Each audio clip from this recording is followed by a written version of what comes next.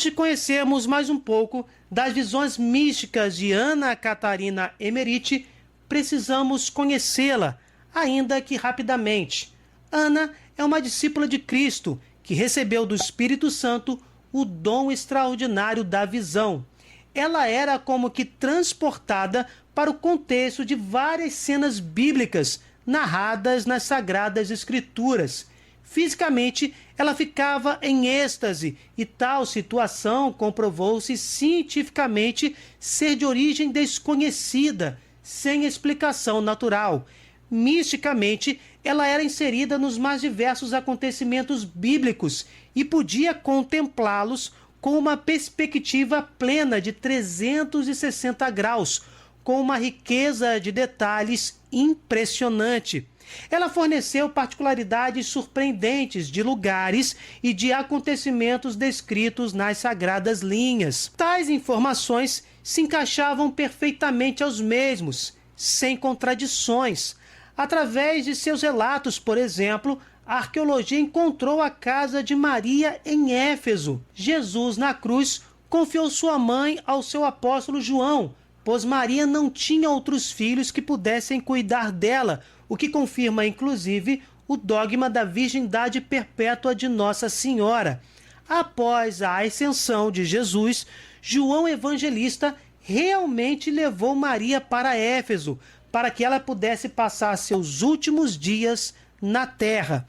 Mais informações sobre Ana e seu dom, vejam os vídeos produzidos por nós, links na descrição. Vamos agora conhecer mais um pouco destas incríveis visões místicas.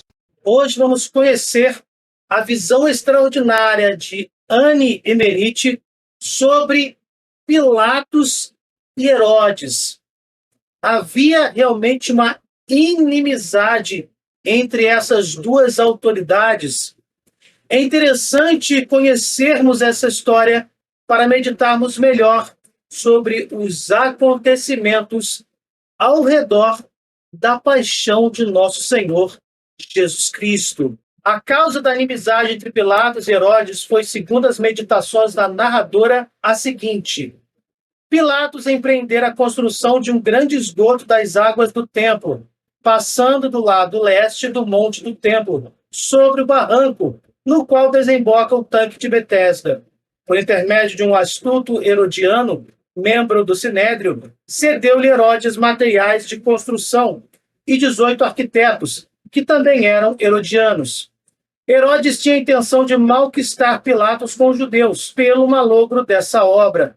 Os arquitetos tinham o propósito de fazer ruir a construção, e quando a obra grandiosa estava quase terminada, trabalhando ainda muitos operários de Ofel em tirar os andaimes sob os arcos, estavam os 18 arquitetos reunidos sobre uma torre, na região de Siloa, que ficava próxima, esperando o efeito final. O edifício desabou, mas também a parte onde eles estavam. 93 operários morreram e também os 18 mestres de obra. O desabamento deu-se antes de 8 de janeiro, 9 de Tebete, do segundo ano da pregação de Jesus, no dia em que João Batista foi degolado no castelo de Maqueronte e começou a festa do aniversário de Herodes.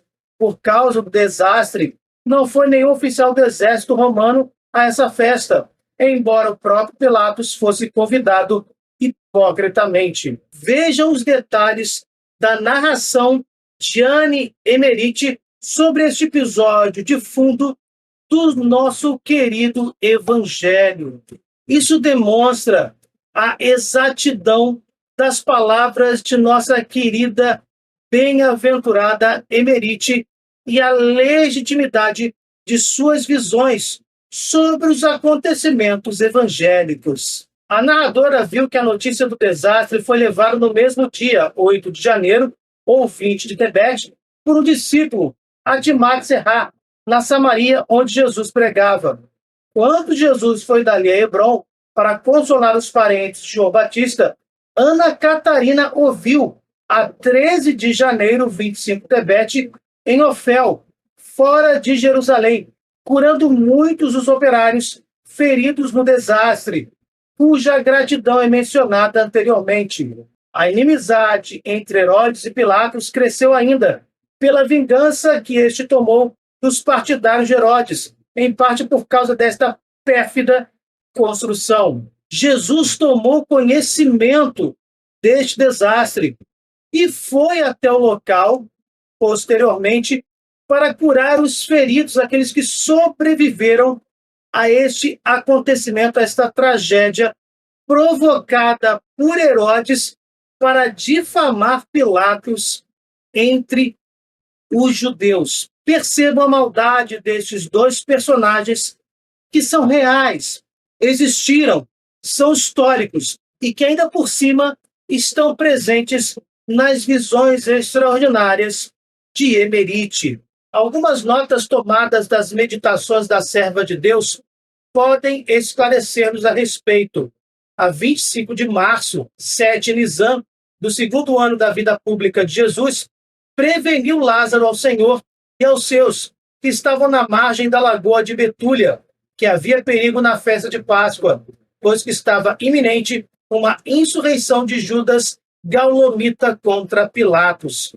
A 28 de março, ou 10 Nisan, decretou Pilatos o imposto do templo em Jerusalém para pagar as despesas com a reconstrução do muro destruído do templo. E levantou-se um tumulto entre os galileus, partidários de uma luta pela liberdade, propagada por Judas de Gaulon, que com todo o seu partido era, sem o saber, um instrumento dos herodianos.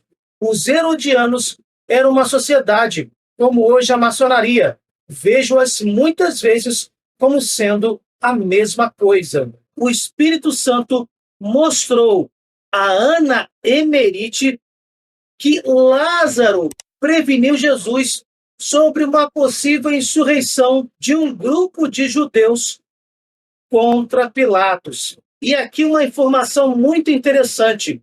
Os herodianos, ou seja, os adeptos a Herodes, os seguidores de Herodes, eram como a maçonaria. E Ana observa que suas visões extraordinárias, vindas do Espírito Santo de Deus, deixam-na entender que talvez os herodianos tenham originado a maçonaria, uma sociedade secreta completamente anticristã, que inclusive confunde muitos cristãos, que está completa de conceitos esotéricos e que promove o sincretismo, dizendo-se falsamente uma sociedade não religiosa. Será que a maçonaria, que perpassa a história da humanidade e que persegue cristãos ao longo desta mesma história, era composta originariamente pelos herodianos? Esta resposta só teremos provavelmente no retorno de Jesus em plena glória. No entanto, as visões de Ana Emerite são muito detalhistas, muito precisas e já foram comprovadas como autênticas muitas vezes. A 30 de março, 12 Nisan, estava Jesus com 30 discípulos no templo de Jerusalém. Ensinava pelas 10 horas da manhã, vestido do manto pardo que os galileus usam. Nesse dia se deu a insurreição de Judas Gaulomita contra Pilatos. Os amotinados libertaram 50 camaradas, presos 2 dias antes. Vários romanos foram mortos. A 6 de abril, 19 Nisan, mandou Pilatos soldados romanos disfarçados ao templo, que caíram sobre os galileus durante o sacrifício e os mataram. Judas morreu também nessa ocasião. Desse modo, se vingou Pilatos de Herodes, matando-lhe os súditos e partidários, por causa do desabamento do aqueduto. Essa inimizade acabou na Sexta-feira Santa, hipocritamente.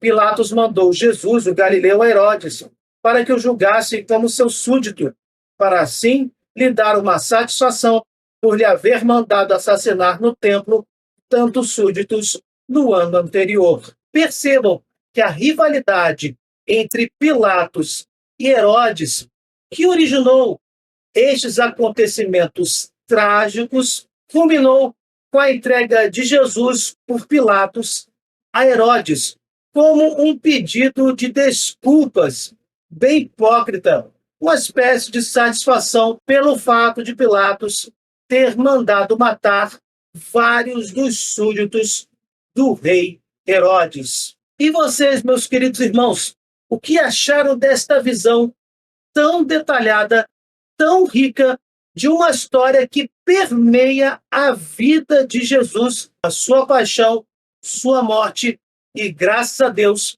a sua ressurreição? Estes relatos nos mostram que a história da salvação está impregnada de elementos humanos muito ricos e que demonstram, autenticam uma vez mais a legitimidade desta mesma história da salvação. Deixem nos comentários a opinião de vocês. Se vocês gostaram, deixem o seu like, compartilhem, cliquem no sininho, se inscrevam no canal. Fiquem com Deus, desculpem qualquer coisa e até o próximo vídeo.